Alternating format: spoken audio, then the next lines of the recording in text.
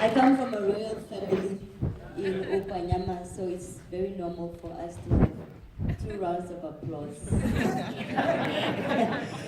Good evening. Is this on, my brother? Good evening. Is it on? Yeah. Okay. Please have this.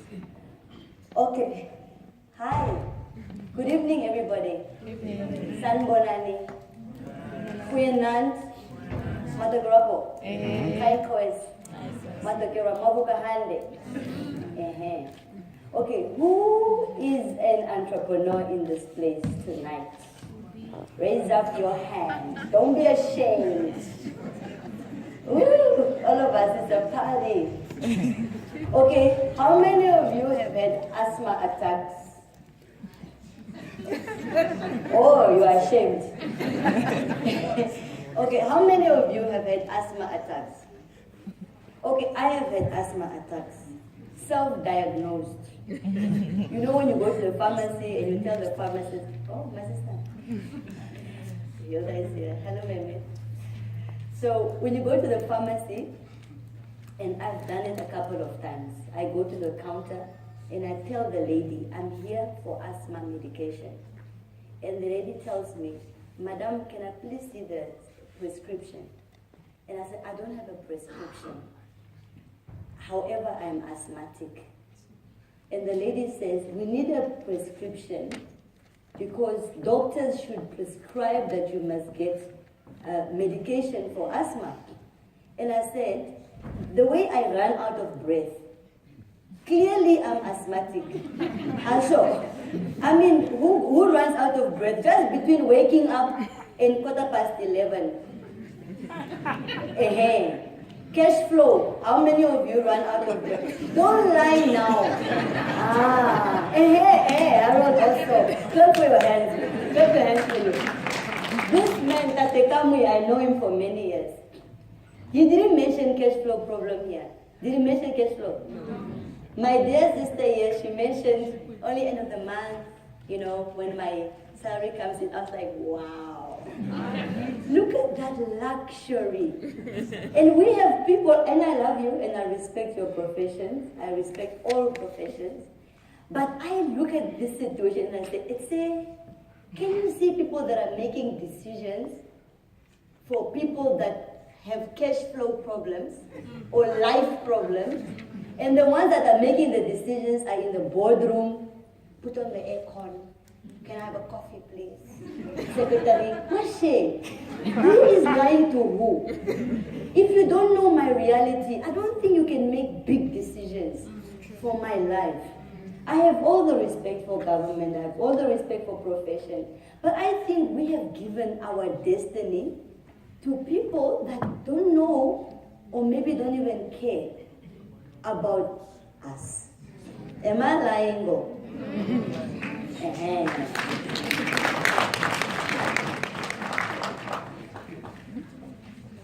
So when the Konrad Adenauer Stiftung called me, I was not very keen to come because I've sat in this particular room and my uncle Tate Shombe then knows. And there's another man there, my friend Tate Amia. How many years have we sat here drinking coffee, cookie, sandwich, workshop. Today, 2017, Kubula. We are still talking. He even got white hair because of that. Hey, there's Johanna. How many years have we said, Hanno, do you need science to tell you something is not working? If the policy is saying, or the framework, those nice words, is saying it's not working, you change it and you make what works. We don't have the luxury to be analysts of problems. We must only be actors. We must act on it. Let's fail forward, but let's fail. But to sit down and say, no, the policy, what policy? I must pay people. What? Okay. So, I'm going to try to be very professional. I was disappointed by the closure of SME Bank. If SME Bank is going to close, why is Namibia not closing? Why is all those other corrupt, more advanced companies with more experienced board members not closing? And then you rush within 2 years to abort a baby that's not crawling. Why then don't you give it the same nutrients that you've been giving those other ones? So first of all, I don't agree. I don't know the management, I don't know the details, I just don't like it. I think it's wrong. And I think it's criminal to us. Because we now must figure a way out to survive between commercial banks and a dead institution. I think that's nothing but crime. So the people that belong in jail are the ones that caused it. If you say management, let's get their names, go to the Tunga's office. I know now. Okay, sorry. But it's true. If someone has urged you, someone has done an injustice to you, and you even happen to know their name, if it was in Yoruba, they would say, and you even know the name of the one who has urged you. While the law is taking place, let it take place while they are sitting there thinking to remember first. How can you make a reference? How can you make a reference of Avid, my dear auntie? Avid, who we even forgot now, even the lawyer who will be dealing with Avid doesn't even know. The people, some of them have died, some of them have left the country, and we must know. It doesn't make sense. So I know it sounds silly, but I think we need to become realistic and be practical and deal with some of these institutions the way we deal with things at our homes. If your child is misbehaving, you're not going to say the process takes 18 years. Your child is misbehaving. Okay. So you saw this skeleton being carried onto the stage. And I'm sure you're wondering, what voodoo is this now that I'm going to do? Don't worry. I wanted to bring it, and that's why I came a little bit late, and I apologize for that. But I brought it deliberately for us to maybe think as we move forward. And forward is not 10 years from now. Forward is tomorrow morning. Otashi tingeipi. So now as we move forward, as we wake up tomorrow, what are we saying?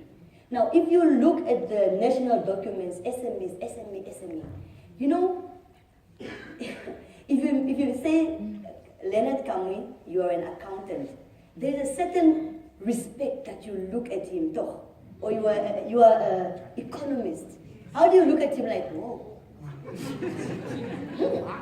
Economist.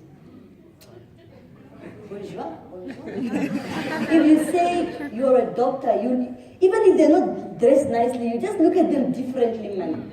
My auntie is a professor. Just professor, you're like, wow, professor. Sure. If you hear accountant, how do you feel? Like somebody smart, man. They know numbers. Even if they are running a broke company, they know numbers. Guys, this laughter, I don't like it. I'm very serious. Okay, now when you hear the word SME, what is it saying? It's saying what? Does it give you a pride to say, I want to retire as a small and medium enterprise? I want to grow old. I'm proud of my calling. I'm proud of my duty. I'm proud of what I do. And hence, I will do it well so that when I fall down one day, I pass it on to my young ones to continue running with this enterprise. Because the family business, we build up, etc. Is that how you feel? Is that how most of you feel? It's the way I used to feel. Until I saw people dying. And the day they die, the business dies. The day they are sick, the business is sick. The day they are depressed, that business is depressed. We have to ask questions. We must ask questions. How can you go to UK and you are buying cappuccino and a donut? And this girl says, Madam, how many cappuccinos? And you can see this girl is 24, 25, but she's in control. Signing orders, giving orders to employees. And you ask, hello, madam, whose business is this? My great-great-grandfather started it. One generation, 2 generations, 3 generations. The one who started it never saw this one. What is it? Can you tell me it's academic? Is that unimonast? No, that's a spirit. There is a spirit within the people, within the nation, that's saying, come do or die. We build enterprises that last. What happens there? So how are we going to build enterprises that last if we are becoming experts at abortion? How are we going to do that? Who will take what from who? Who will give who what? Eh? Even if you have inherited a business with cash flow problems, you know what you are running towards. How can we afford? Every generation is dealing with generational challenges. No, we are supposed to be dealing with things for our kids to come. I have an Israeli business partner. I couldn't understand. We were sitting doing projections. His name is Hanan. And Hanan puts in a spreadsheet, 2035. And I said, Hanan, what's going on here? Twapewa, we must make projections. I said, but 2035, honestly, Hanan, we haven't even done 12 months. Let's finish at least 3 to 5 years. Our banks only want up to 3 to 5 years. And Hanan said, that's the problem with you, because you are so limited in your thinking. You build business for now, you eat now. We build as far. Me, us, the Jewish, every generation build business for future generation. We don't think limited. So if you go to a bank now, or to a cash loan or somewhere, don't wink at me. 10 minutes is not possible. I'm almost. If you go to a bank or a financial institution and you give them 2035, do you know how they're going to look at you? They will say, mal. Because they just want that immediate collateral, etc., etc. So yes, SME bank must restart. And when it restarts, it must go to Havana. People cannot go to Oostplanplatz for private loan. That's it. When it restarts, we must apply for loans in our languages. You don't need to be English speaking to be competent. You can run your enterprise in Oshierero, in Namadamara, in Oshiwambo, and succeed that way. So the model was wrong. But that's because it's being advised by boardroom politics, instead of being advised from the ground. The noise on the ground is supposed to tell you what the people want. Eh? That's supposed to burn that fire in there, not some theory from advanced countries. And that brings me to this skeleton. One of our definitions right now regarding the SME, it says it's the backbone of the economy. Let me drink some now. First of all, I see my friend Wayo is laughing there. First of all, I'm Kwanyama, and secondly, I was born in Karutura. So I'm all seasoned. Backbone. Repeat after me, backbone. Backbone. Do you know what is a backbone? You know, because sometimes when I read these things, I try to do a local translation to really understand it. That's why they say even when you're reading the Bible, read it in your local language, then you go advanced, English. But if you talk backbone, what are we saying? Do you know what the backbone is? Do you know if I remove this one thing here, this one vertebrae from your backbone, can you tell me what will happen to you? You are paralyzed. You are gone. So are SMEs really the backbone of the economy? Or is it just some Zula thing going on there? So let's first agree, and it's okay. I'm not ashamed of who I am. But I'm not, if there's anything that I have, is the realistic approach. Truth is truth. There's your version, then there's truth. You don't have to like it, but it's truth. If it smells good, it smells good. If it doesn't, it doesn't. But truth is truth. So first of all, SMEs are not the backbone of this economy. They are, however, backbones in other economies. So clearly, maybe our leaders traveled and they went to Singapore. Hasn't the backbone? Oh!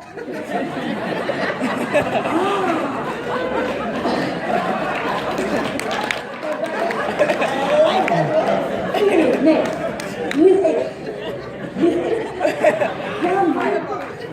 So they come back.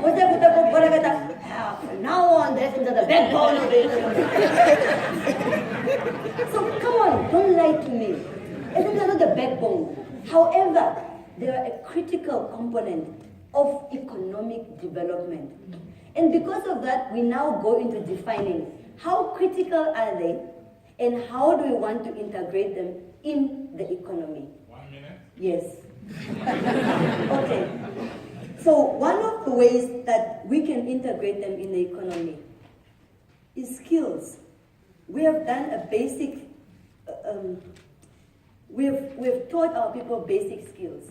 For example, the VTCs, they teach in carpentry, mechanic, etc. If you are a carpenter, it doesn't mean you can be running a carpentry business. Those two things are different. Are you a carpenter? Okay. Ask my Okay, if you are a baker, if you bake well, that is a skill. Now, if you want to run that baking skill as an enterprise to profit making, you need enterprise skills. Baking is one soda, milk, powder, etc.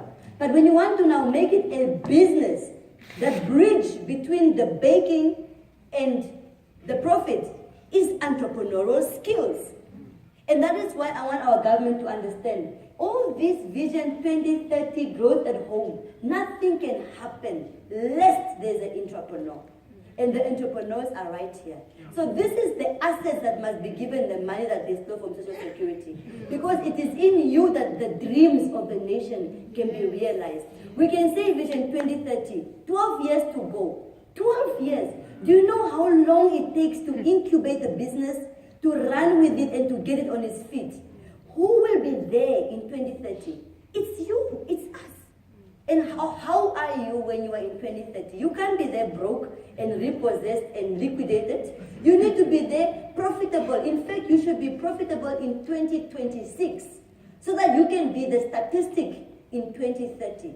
Towards closing, when we talk about opportunity, my people, I want you to understand something. I've written a book on entrepreneurship, and I hope you'll all buy a copy one of you, each of you. But opportunity itself, unfortunately, belongs to nobody. Opportunity belongs to the taker. So I know when we look at things inward, when we say Namibia, Namibia, us, this is a Namibian opportunity, it's our things, those foreigners. It's not that way. If I am, let me make an example of a Chinese, and I come into your community, and you are all wearing plakis, and I know how to make a specific shoe, a specific way, and I go to your dump site, and I recycle a raw material, and I cut and I sell to you all, and I make crazy profit. Whose opportunity did I steal? Nobody. The opportunity belongs to the appetite, to the one who wants it, to the one who it keeps awake at night, to the one who it disturbs. Whether you are Hero, Nama, Tamara, Vampu, it doesn't care. If a Zimbabwean comes and that opportunity looks pregnant to them, they run after it. If a Nigerian comes, they run after it. It doesn't care. You too can also go. You can go to Malawi, you can go wherever. If you find an opportunity there and the Malawians are sleeping, it's your opportunity. So when you find these Chinese coming here, when you go to China, in the Mandarin language, when you say problem, they hear opportunity. When you say, in our country, there's no good road, there's no schools, in that ear, he say, opportunity.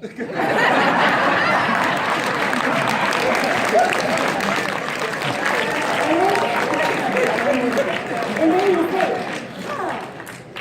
you, my friend, I come up from Namibia, I make a road. Yes,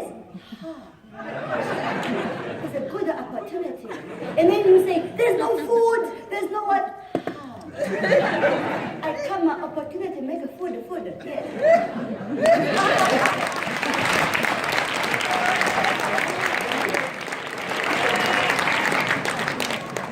Thank you so much.